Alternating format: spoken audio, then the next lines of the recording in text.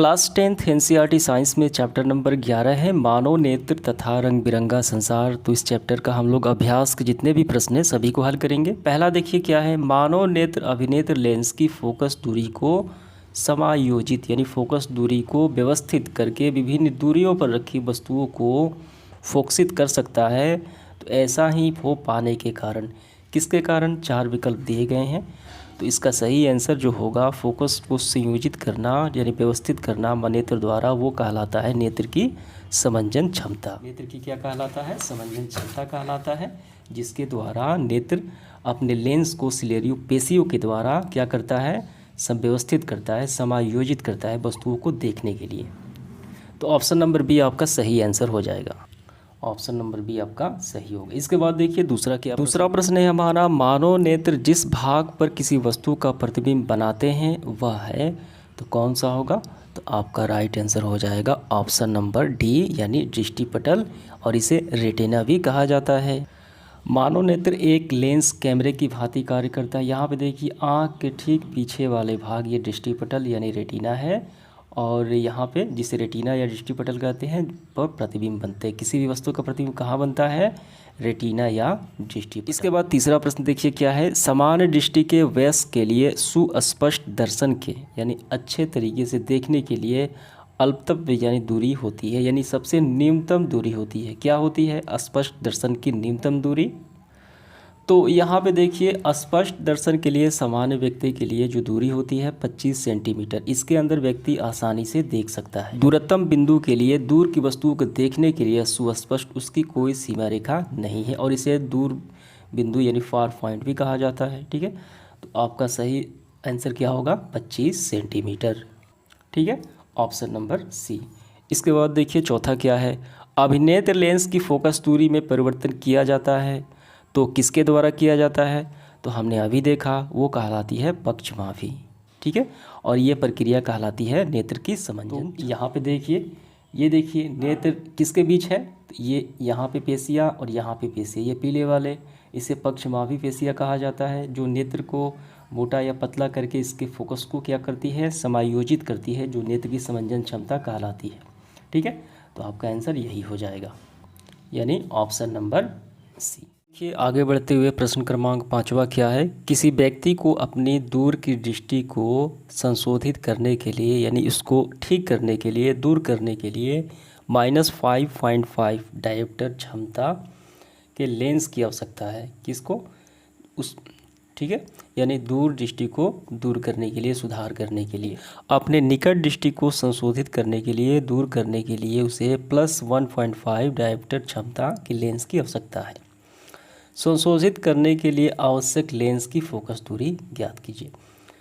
तो यहाँ पे ध्यान दीजिए, आपको क्या समझ में आया, एक व्यक्ति है उसको अपनी दूर दृष्टि दोष को दूर करने के लिए इतनी डायोप्टर क्षमता लेंस की आवश्यकता है। ठीक है, और निकट दृष्टि दोष को दूर करने के लिए उसे +1.5 डायोप्टर क्षमता लेंस की आवश्यकता है।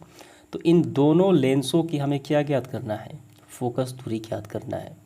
ठीक है, हम ज्ञात करेंगे दूर दृष्टि दोष के लिए फोकस दूरी, और इसका देखिए इसका डायोप्टर दिया गया है, कितना है, इसका दूर दृष्टि दोष के लिए -5.5 डायोप्टर।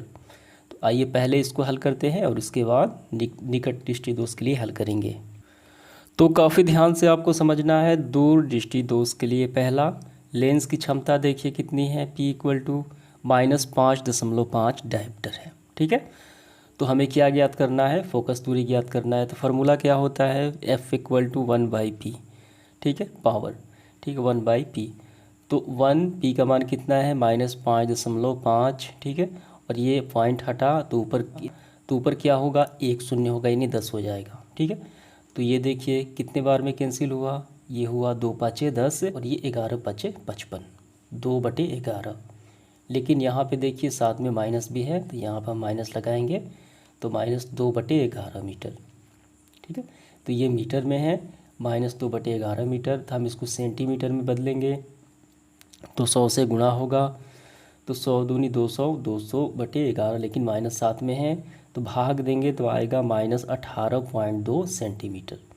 आप चाहे तो मीटर में भी रख सकते हैं, लेकिन यहाँ पे सेंटीमीटर में हमने यहाँ पे कर दिया है। ठीक है, तो ये दूर दृष्टि दोष के लिए पहले लेंस की ये क्या निकल के आ गई, फोकस दूरी निकल के आ गई -18.2 सेंटीमीटर। देखिए निकट दृष्टि दोष के लिए उस व्यक्ति के लिए क्या होगा फोकस, तो एफ देखिए 1/p, वही ऐसे ही करेंगे 1/p का मान 1.5 है, p का मान देखिए +1.5 है, तो ऊपर 1 है तो दशमलव हटा तो ऊपर क्या हो गया 10 हो गया, ये एक शून्य हो गया, 10/15 तो ये कैंसिल आउट होगा कितने बार में, देखिए 2 पाँचे 10। आप चाहे तो इतना भी छोड़ सकते हैं, लेकिन यहाँ पे सेंटीमीटर में बदला गया है, तो सेंटीमीटर में कैसे बदला जाएगा, 2/3 इंटू 100 से गुणा होगा, तो 2/3 इंटू 100 से गुणा तो 200/3, 200/3 तो भाग दिया जाएगा तो आएगा 66.7 सेंटीमीटर। ठीक है, तो ये दूसरे यानी निकट दृष्टि दोष के लिए ये फोकस दूरी निकल के आ गई। इसके बाद हम लोग देखेंगे प्रश्न क्रमांक 6। देखिए किसी निकट दृष्टि दोष से पीड़ित व्यक्ति का दूर बिंदु नेत्र के सामने कितना है, 80 सेंटीमीटर दूरी पर है। इस दोष को संशोधित यानी दूर करने के लिए आवश्यक लेंस की प्रकृति तथा क्षमता क्या होगी। तो क्या समझ में आया, किसी निकट दृष्टि दोष से पीड़ित व्यक्ति, एक व्यक्ति है जो निकट दृष्टि दोष से पीड़ित है, यानी निकट की वस्तुओं को देख पाता है, दूर की वस्तुओं को देख नहीं पाता है, तो दूर बिंदु के सामने 80 सेंटीमीटर दूरी पर है, यानी वो 80 सेंटीमीटर तक वस्तुओं को देख पाता है, यानी कोई वस्तु वहाँ पे रखी गई है 80 सेंटीमीटर पर। ठीक है, तो इस दोष को दूर करने के लिए हमें लेंस की प्रकृति बताना है, कौन से लेंस की आवश्यकता होगी और उसकी क्षमता क्या होगी। तो इस दोष को दूर करने के लिए अवतल लेंस की आवश्यकता होती है। ठीक है, तो हम ऐसे इसको हल करेंगे, यहाँ पे देखिए काफ़ी ध्यान से। तो दिया गया मान देखिए u = -∞ सेंटीमीटर लिया जाएगा, अनंत लिया जाएगा, क्यों, क्योंकि निकट दृष्टि दोष से पीड़ित व्यक्ति के सामने वस्तु अनंत पर लेनी चाहिए। देखिए क्या है प्रतिबिंब, तो v देखिए क्या है, वस्तु कहाँ है, तो वस्तु है 80 सेंटीमीटर, ये भी ऋणात्मक लिया जाएगा। तो फोकस निकालना है, तो 1/v - 1/u, 1/v देखिए -80 इन्फिनिटी हो गया माइनस का, और u माइनस का इन्फिनिटी। ठीक है, ये पूरा शून्य हो जाएगा, ख़त्म हो जाएगा, तो f = 1/18, f = -18 सेंटीमीटर। तो माइनस दर्शाता है अवतल लेंस के लिए, हम चाहे तो यहाँ भी लिख सकते थे, क्योंकि यहाँ पे निकट दृष्टि दोष के लिए अवतल लेंस की आवश्यकता होती है, यहाँ पे प्रश्न में तो दिया गया है, इसलिए ये अवतल लेंस है। तो हम इसका अब क्या निकालेंगे, अब इसकी क्षमता निकालेंगे p से, 1/f, p = 1/f, f तो हमें अभी निकाला, तो 1/-80 सेंटीमीटर। ठीक है, तो हम इसको क्या करेंगे, हम इसको बदलेंगे मीटर में। ठीक है, हम इसको बदलेंगे मीटर में, तो 100 से गुणा होगा, तो 0 से 0 कैंसिल आउट, तो 10/8 होगा। ठीक है, तो भाग देने पे -1.25 डायोप्टर आ जाएगा। तो यहाँ पे देखिए, तो इसको हम सेंटीमीटर में बदलेंगे तो क्या होगा, -10/8, तो इसको सेंटीमीटर बदलेंगे तो 100 से गुणा होगा, तो 0 से 0 कैंसिल आउट, तो ऊपर कितना बचा 10, नीचे 8 बचा, तो -10/8 भाग देंगे तो -1.25 डायोप्टर। तो माइनस दर्शाता है कि ये अवतल लेंस की ये क्षमता। तो इसके बाद देखिए 7वां प्रश्न, चित्र बनाकर दर्शाइए कि दीर्घ दृष्टि दोष कैसे संशोधित किया जाता है, यानी कैसे दूर दृष्टि दोष को दूर किया जाता है, चित्र द्वारा हमें बताना है। और यहाँ पे देखिए एक और सवाल है, एक दीर्घ दृष्टि दोष यानी दूर दृष्टि दोष युक्त नेत्र का निकट बिंदु कितना है, 1 मीटर है। ठीक है, इस दोष को संशोधित करने के लिए आवश्यक लेंस की क्षमता क्या होगी। तो काफ़ी आसान सवाल है। तो पहले हमें एक डायग्राम बनाना है, ठीक है, दूर करने का, और एक यहाँ पे देखिए एक दूर दृष्टि दोष युक्त नेत्र है जिसका निकट बिंदु कितना है, 1 मीटर है। तो 25 सेंटीमीटर होना चाहिए, लेकिन कितना है, 1 मीटर है। इसको हल करते हैं। तो चित्र द्वारा दीर्घ दृष्टि दोष को दूर करने का हमें डायग्राम बनाना है। तो यहाँ पे देखिए तीनों चित्र आपको, तो यहाँ पे आपको ये 2 ही बनाना है, बी और सी, ये नहीं बनाना है। तो ये क्या है, तो ये देखिए ये नेत्र की न्यूनतम फोकस दूरी यानी 25 सेंटीमीटर है, यहाँ पे एन। तो यहाँ पे ना होकर कोई व्यक्ति का कहाँ पे है, यहाँ पे है, यानी वो दूर दृष्टि दोष से ग्रसित है। ठीक है, तो यहाँ से दूर दृष्टि दोष वाले व्यक्ति का जो निकट बिंदु होता है 25 सेंटीमीटर, वो बढ़कर 25 ना होकर काफ़ी दूर चला जाता है। ठीक है, तो इसीलिए क्या होता है, दूरदृष्टि दोष पैदा हो जाता है। तो देखिए यहाँ से बढ़ गया यहाँ पे, तो इससे प्रतिबिंब कहाँ बनेगा, ये दृष्टि देखिए यानी रेटिना से काफ़ी बाहर बने, काफ़ी दूर बनेगा बाहर, ठीक है। तो इसको दूर करने के लिए हम क्या करेंगे, हम इस यहाँ पे उत्तल लेंस का प्रयोग करेंगे ताकि जो प्रतिबिंब हो वो कहाँ बने, रेटिना पर बने, ठीक है। तो यही आपको डायग्राम बनाने हैं। तो सबसे पहले आपको ये बात लिखनी है, दीर्घ दृष्टि दोष रोग के संशोधित यानी सुधार के लिए उचित क्षमता का उत्तल लेंस प्रयोग किया जाएगा, ठीक है। तो प्रयुक्त लेंस की क्षमता हमें ज्ञात करना है इसके दूसरे सवाल में। तो क्षमता दिया गया मान यू जो है हम लेंगे कितना, -25 सेंटीमीटर, ठीक है। तो वस्तु को सामने रखने के कारण स्थिति में हम माइनस लेंगे -25 सेंटीमीटर, और वी देखिए कितना है 1 मीटर, तो मीटर को हम सेंटीमीटर में बदलेंगे तो -100 सेंटीमीटर। तो हमें क्या ज्ञात करना है, लेंस की क्षमता पी ज्ञात करना है। तो पी ज्ञात करने के लिए हमें एफ़ चाहिए पहले। तो एफ़ का क्या होता है formula, 1/f = 1/v - 1/u। 1/f we का मान कितना है देखिए -100 सेंटीमीटर, और यहाँ पे माइनस है लेकिन यहाँ पर भी माइनस है, ठीक है। तो ये क्या हो गया, ये पूरा प्लस हो गया, यहाँ पे ऐसे ये पूरा क्या हो गया, प्लस हो गया। ये 1/-100 + 1/25, हम इसको ऐसे लिख सकते हैं, +25 को आगे माइनस को बाद में, ऐसे दोनों का एलसीएम 100 होगा, ठीक है। 4 बार में तो 4, 1 बार में तो 3/100 हो गया। तो एफ़ का मान देखिए 1/f तिरछा तिरछे गुणा हो गया 100 3f यानी f = 100/3। तो हम गुणा करेंगे तो भाग लगाएंगे तो 33.3 सेंटीमीटर। इसको हम मीटर में बदलेंगे, आप चाहे तो इतना ही आंसर रख सकते हैं, ठीक है, कोई दिक्कत है नहीं। तो लेंस की क्षमता क्या होती है 1/f, ठीक है। तो f = 1/f का मान अभी हमने निकाला, तो पॉइंट हटा तो ऊपर 100/33, तो भाग लगाएंगे कितना आ गया 3.0, ठीक है, डायप्टर। तो ये आसानी से सॉल्व हो जाता है। इसके बाद देखिए प्रश्न क्रमांक 8वां क्या है, सामान्य नेत्र 25 सेंटीमीटर से निकट रखी वस्तुओं को सुस्पष्ट क्यों नहीं देख पाते। तो हम जानते हैं कि 25 सेंटीमीटर जो है वो स्पष्ट दर्शन की न्यूनतम दूरी होती है, तो उससे कम हम क्यों नहीं देख पाते, ठीक है। अगर 20 सेंटीमीटर हो तो हम क्यों नहीं देख पाएंगे, ठीक है। तो यही हमें बताना है कि न्यूनतम 25 सेंटीमीटर ही क्यों है, ठीक है। तो आइए इसका आंसर करते हैं। तो इसका आंसर हम ऐसे करेंगे, 25 सेंटीमीटर से कम की दूरी पर वस्तुओं को रेटिना पर फोकस नहीं किया जा सकता, ठीक है, जिससे आँखों पर तनाव बढ़ जाता है और वस्तु धुंधली दिखाई देने लगती है। इसीलिए सामान्यतः नेत्र जो है वो 25 सेंटीमीटर निकट रखी वस्तुओं को ही सुस्पष्ट तरीके से देख पाता है और इससे कम वो नहीं देख पाता है, ठीक है।